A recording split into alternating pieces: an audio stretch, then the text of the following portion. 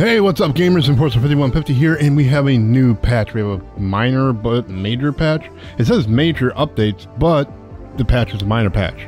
But anyway, they did a lot of things that some people are going to be really upset about, but some people are not, because people have been asking for it.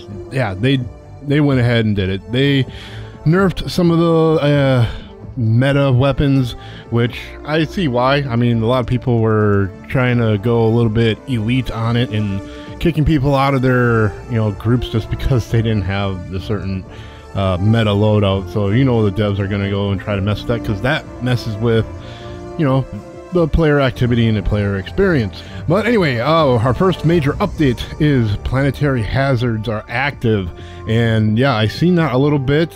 Meteors and everything just like coming down onto the planet. There's going to be different environment things, which it says in the next part here. Many planets now have additional environmental challenges that will appear at random while you are deployed, from fire tornadoes to meteor showers and many more. I seen one of the meteor showers, and unfortunately my recording didn't save right, and I don't have that. Hopefully by the time I put this out, I will have a little bit. I'm gonna go and do a little bit of searching.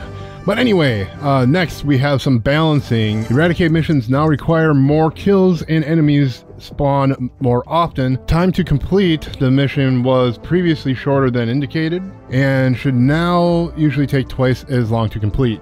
I kind of liked the short missions on this, and I don't know why they decided, yeah, we're gonna go ahead and just make it longer, because you have your 40-minute long missions, and sometimes I don't have that much time, so I'm like, okay, I'll just go ahead and do one of the first parts, like a eradicate, where it's like 12 to 15 minutes, boom in, boom out, we're good to go, and I can get back into touching grass.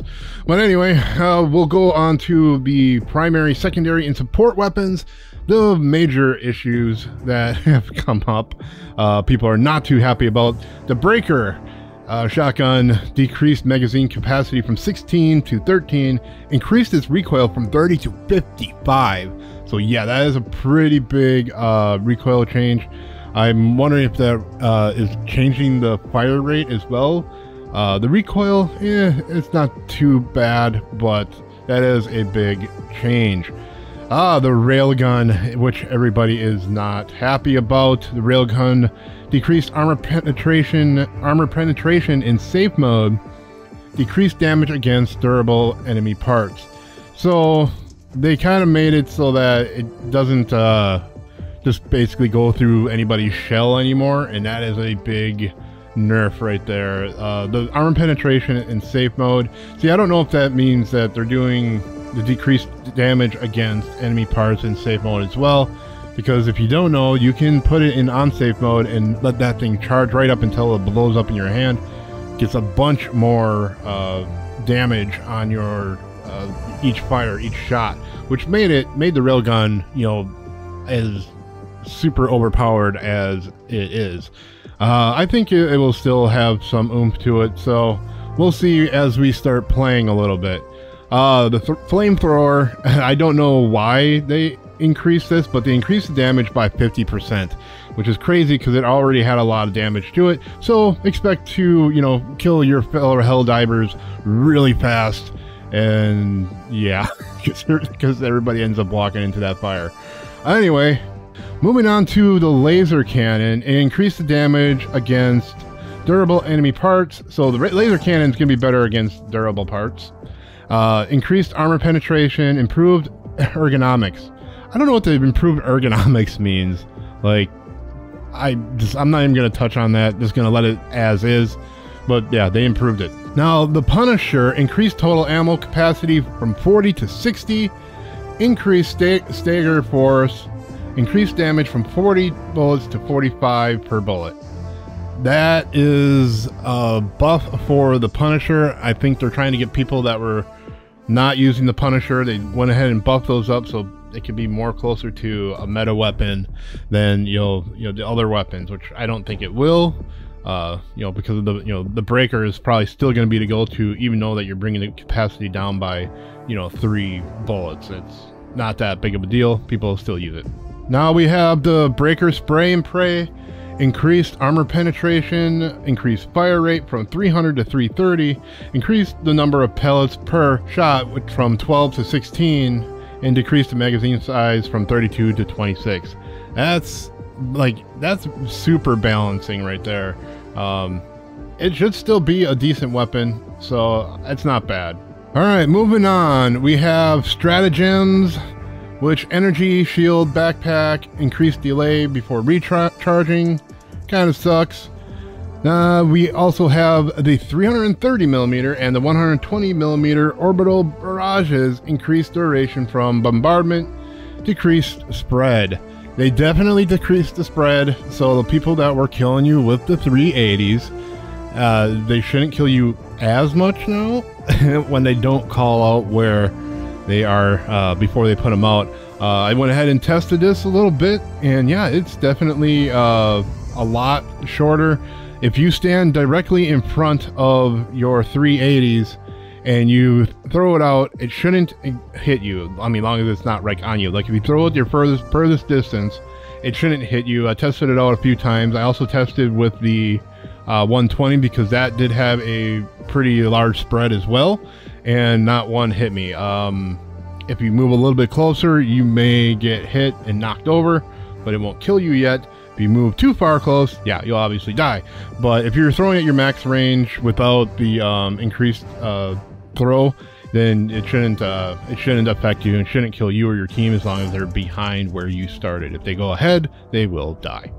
All right, so we have a number of fixes here, and I'm going to go through all of them kind of quickly because someone did complain that my last one was too damn long, but I don't care. Either way, there's a lot to cover sometimes, man. All right, so fixed armor rating values. We also have fixed certain bug holes, including the stalker nest, that were unnecessarily hard to destroy. We fixed anti-aliasing toggle not working on PlayStation 5.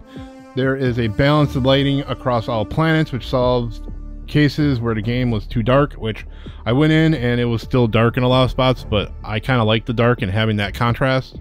We also have improved flashlights. We have increased visibility during sand rain, weather effects on Errata Prime. Hopefully I can go ahead and find a little bit of that effect real quick here, but I kind of like that they kept it low visibility. It made it feel more real, more realistic.